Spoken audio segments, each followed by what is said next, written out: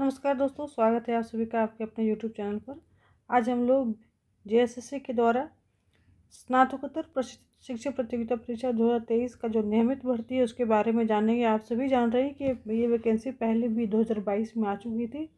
Examination का date भी announce हो गया था, दिसंबर में एग्जामिनेशन होने वाला था, लेकिन नियोजन नीति के जो लूप होल्स हैं उसकी वजह से इस जो झारखंड के करीब करीब 12 वैकेंसीज को रद्द कर दिया गया था। वापस से नए वैकेंसी अमेंडमेंट के साथ में है, जिसमें कि सिर्फ झारखंड के अभ्यर्थी बल्कि झारखंड के बाहर के अभ्यर्थी भी इस वैकेंसी में अब अप्लाई कर सकते हैं। अब हम लोग जानेंगे कि ये जो वैकेंसी है इसको आप कैसे अप्लाई करेंगे, क्या महत्वपूर्ण प्रोसेस है और कौन कौन से सब्जेक्ट के लिए ये वैकेंसी आई है। करीब 3000 प्लस पोस्ट के लिए ये वैकेंसी आई थी।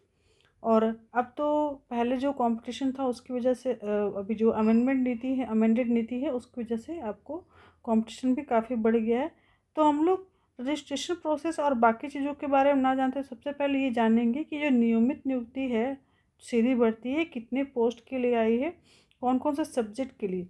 तो आप सभी जान रहे हैं कि ये पोस्ट ग्रेजुएट टीचर के लिए। तो बेसिक तो ये आप सभी को पता ही होगा कि अगर पोस्ट ग्रेजुएट टीचर की बात हो रही है तो दैट मीन्स कि आपने पीजी और बीएड करके रखा होगा। मतलब आप जिस सब्जेक्ट के लिए आप अप्लाई करें उस सब्जेक्ट में आपका पीजी होना और साथ ही साथ बीएड होना मस्ट है। तो ये आपका एक बेसिक क्वालिफिकेशन है। अभी आज हम लोग पोस्ट के बारे में जानेंगे, क्वालिफिकेशन के बारे में, तैयार की रणनीति के बारे में जानेंगे। डिटेल्स में वीडियो थोड़ा जा रहा है, आप लोग सावधानी से पूरे वीडियो को देखेंगे, आपको बेहतरीन तरीके से चीज़ों के बारे में समझ में आएगा। और मैं फिर से बोल रही हूँ, झारखंड के बाहर के अभ्यर्थी भी अब इसके लिए एलिजिबल हैं अप्लाई करने के लिए। तो सबसे पहला जो आप देख पा रहे हैं ये पीजीटी बायोलॉजी के लिए है, ठीक है, जीव विज्ञान। टोटल कितनी पोस्ट है? 218। आप यहाँ पर जो कुल रिक्तियों की संख्या कैटेगरी वाइज भी देख पाएंगे। और साथ ही साथ यहाँ पे महिला, जो दृष्टि निःशक्तता, मूक बाधित, चलन निःशक्तता, शालीनता या फिर बौद्धिक निःशक्तता या बहु निःशक्तता और खेलकूद कोटा, ये इस टाइप के कोटा आपको दिए हुए हैं। इन कोटा को आप देखेंगे तो आपको हर जो रिजर्वेशन क्राइटेरिया है उसके बारे में आपको क्लियर पता चलेगा। नेक्स्ट आप देखेंगे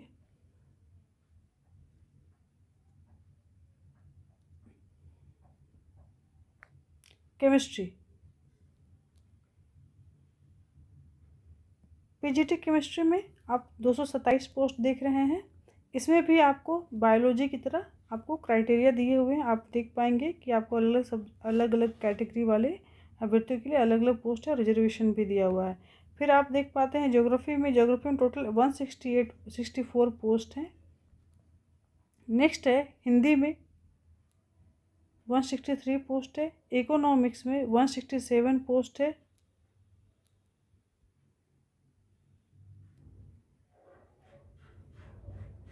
हिस्ट्री में 182 है। संस्कृत में 169 पोस्ट है। भौतिक शास्त्र 251, गणित 185, वाणिज्य 200 पोस्ट, अंग्रेजी 211 पोस्ट। और इसके बाद आप सीमित भर्ती वाले भी पोस्ट के लिए यहाँ पर आप देख सकते हैं, इसे टीजीटी के लिए, ठीक है। अभी हम लोग जो सिर्फ टीजीटी के लिए आरक्षित पोस्ट है ये आपको यहाँ से दिया हुआ है। तो पहले हम लोग अभी जो डायरेक्ट भर्ती है उसके बारे में जान रहे हैं, ठीक है। 3000 टोटल 3000 अधिक पोस्ट है। अब इनका जो क्वालिफ़िकेशन होगा और जो कार्यरत जो टीचर्स हैं उनका क्वालिफ़िकेशन उसमें थोड़ा अंतर है। हम दोनों ही चीज़ों को बारी बारी से समझ लेंगे कि एलिजिबिलिटी क्राइटेरिया। यहाँ से आप देख पाएंगे न्यूनतम शैक्षणिक योग्यता के बारे में। न्यूनतम शैक्षणिक योग्यता जो आपको पहले जो डायरेक्ट भर्ती है उनके लिए क्या होगा और जो टीजीटी वाले जो वर्किंग टीचर्स हैं उनके लिए क्या होगा, इसमें थोड़ा सा अंतर देखा जा सकता है। तो जो पीजीटी बायो है, जो कि आप फ्रेश आएंगे, मतलब ऐसे अभ्यर्थी जो कि एक्सपीरियंस्ड नहीं है या टीजीटी वाले नहीं हैं, उनके लिए या फिर उनके लिए जो क्वालिफ़िकेशन का जो दायरा आप देख पाएंगे यहाँ पर कम से कम, यहाँ पर मैं आपको बहुत सारे सेंटेंस लिखिए, मैं आपको समझा दे रही हूँ। कम से कम आप इतना जान लेंगे कि किसी भी जो यूनिवर्सिटी है उससे आपका पीजी होना मस्ट है। दूसरा चीज़ कि आपको बीएड, है ना, तो पीजी किस सब्जेक्ट में, कंसर्निंग सब्जेक्ट, इधर आप अगर पीजीटी ज्योग्राफी के बारे में, बायोलॉजी के अप्लाई कर रहे हैं, या केमिस्ट्री का अप्लाई कर रहे हैं, भूगोल का अप्लाई कर रहे हैं, हिंदी का, अर्थशास्त्र, या किसी भी सब्जेक्ट का अप्लाई करें, तो उस सब्जेक्ट में आपका पीजी प्लस बीएड होना मस्ट है। ठीक है, ये आप सभी समझ जाएंगे। जो भी अभ्यर्थी इस सब्जेक्ट में अप्लाई करने जा रहे हैं, उस कंसर्निंग सब्जेक्ट में आपका पीजी होना प्लस बीएड होना मस्ट है। ठीक है, अब हम लोग जानेंगे कि वैसे अभ्यर्थी जो कि टीजीटी वाले हैं, मतलब आपका जो एजुकेशनल क्वालिफिकेशन में थोड़ा सा अंतर देखा जाए कि आपके पास में एक्सपीरियंस होना भी मैटर करेगा। तो खैर अभी हम लोग जो अभी डायरेक्ट भर्ती वाले के बारे में ही बात कर रहे हैं। तो डायरेक्ट भर्ती में आपको समझ में आ गया हो कि आपके पास पीजी प्लस जो कंसर्निंग सब्जेक्ट में पोस्ट ग्रेजुएट के साथ साथ में आपका बीएड होना मस्त है। लेकिन अगर जो टीजीटी वाले अभ्यर्थी हैं तो उनके लिए तो आपको 3 साल का वर्किंग एक्सपीरियंस मैटर करेगा। 3 साल का वर्किंग एक्सपीरियंस होना चाहिए, तब जाके आप जो एक्सपीरियंस कैटेगरी से आप आ पाएंगे। मतलब जो वैसे अभ्यर्थी जो कि टीजीटी हैं, ठीक है, और जो एक्सपीरियंस अभ्यर्थी है उनके लिए जो क्राइटेरिया में अप्लाई करना चाहते हैं तो आपको 3 वर्षों का कार्य का अनुभव होना चाहिए। तो खैर ये एक महत्वपूर्ण जानकारी थी।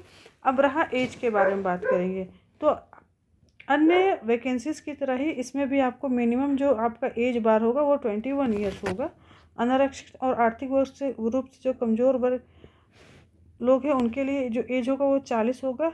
अत्यंत पिछड़ा वर्ग एवं पिछड़ा वर्ग जो पुरुष होंगे उनके लिए 42 वर्ष है। महिलाओं के लिए 43 वर्ष है। इसमें सभी कैटेगरी की महिलाएं आ जाएंगी, एसटी और एससी छोड़ करके। और अनुसूचित जाति पुरुष एवं महिला और अनुसूचित जनजाति पुरुष एवं महिला दोनों के लिए ही आप देख पा रहे हैं 45 वर्ष है। तो ये आपका एज बार था। फ़ी मैं आपको बता दे रही हूँ, फ़ी जो आपका अप्लाई करने का फ़ी होगा मात्र 100 रुपीज़ होगा। तो ये कुछ महत्वपूर्ण जानकारियाँ थी। अब हम लोग जानेंगे कुछ महत्वपूर्ण और भी जो टॉपिक है जो कि आपको ध्यान में रखने हैं।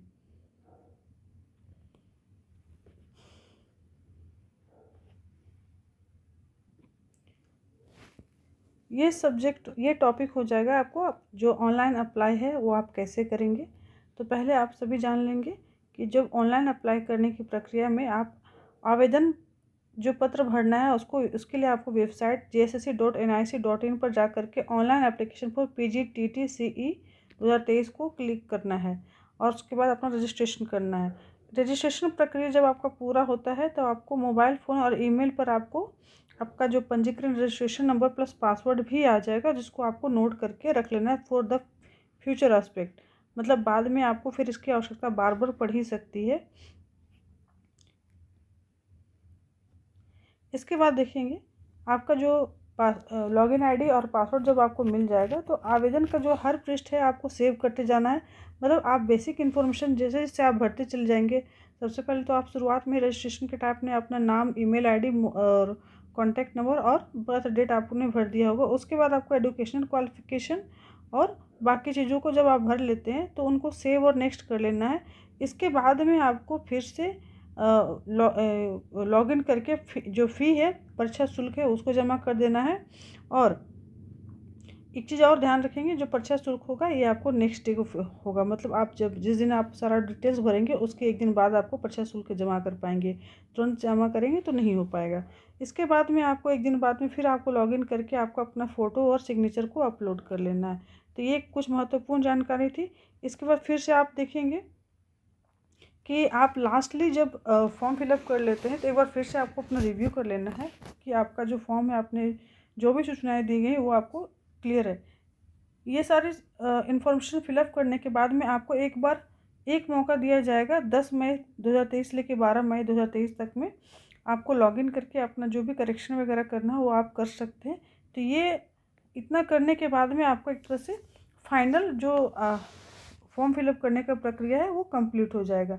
और महत्वपूर्ण तिथियों को जान लीजिएगा कि जो आवेदन करने का जो प्रक्रिया है उसमें सबसे इम्पोर्टेंट ये हो जाएगा कि रजिस्ट्रेशन आपको 5 अप्रैल से स्टार्ट होगा और 4 मई तक चलेगा।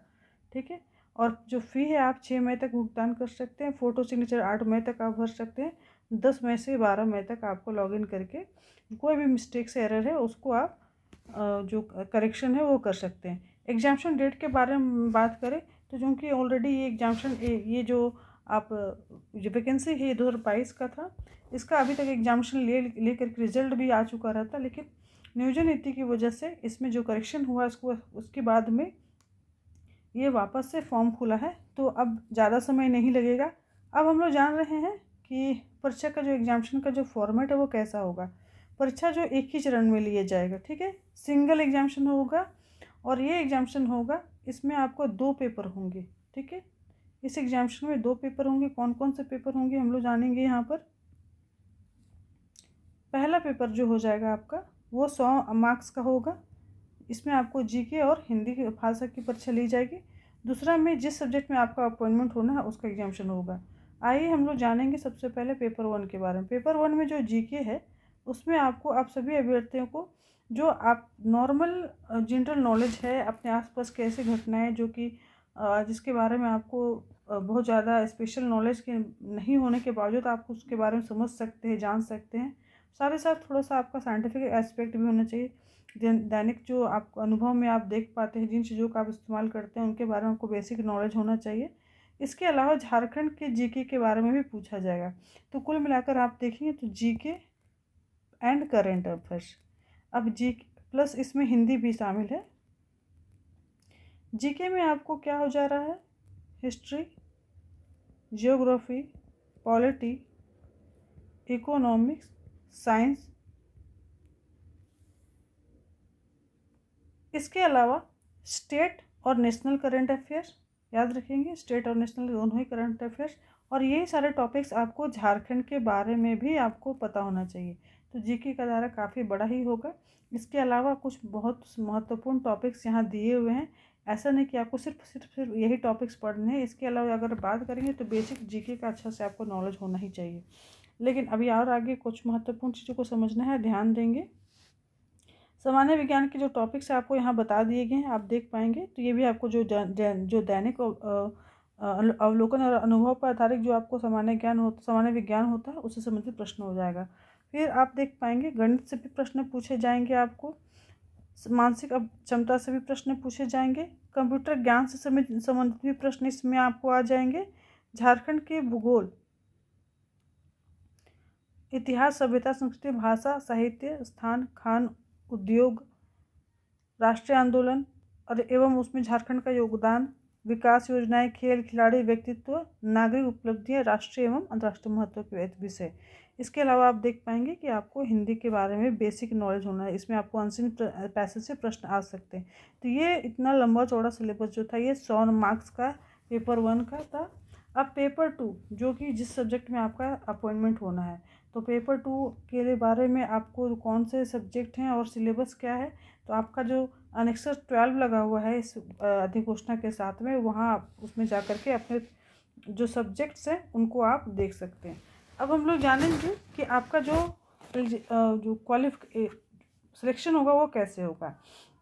तो उसके बारे में आपको एक बार संक्षेप में मैं समझा दूँ कि आपका जो मेरिट लिस्ट तैयार होगा वो पेपर 2 है ना, पेपर 1 पे नहीं आधारित होगा, पेपर 2 पर होगा, ठीक है।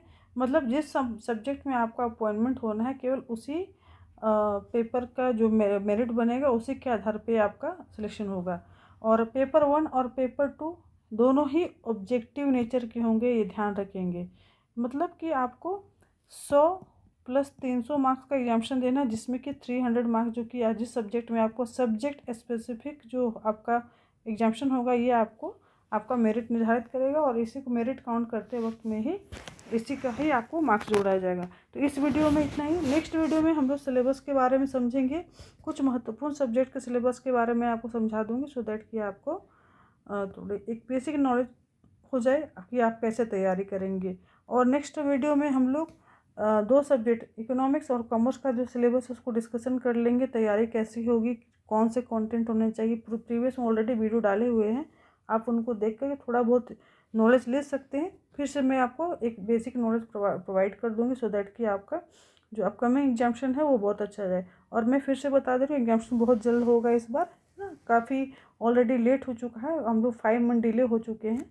तो इस बार जल्दी एग्जामिनेशन लेकर के इनका रिजल्ट भी जल्दी क्लियर कर ले। तो अभी से आप तैयारी में लग जाएंगे थोड़ा सीरियसली। फॉर्म फिलअप होने का लास्ट डेट तक का वेट नहीं करेंगे। वीडियो देखने के लिए बहुत बहुत धन्यवाद।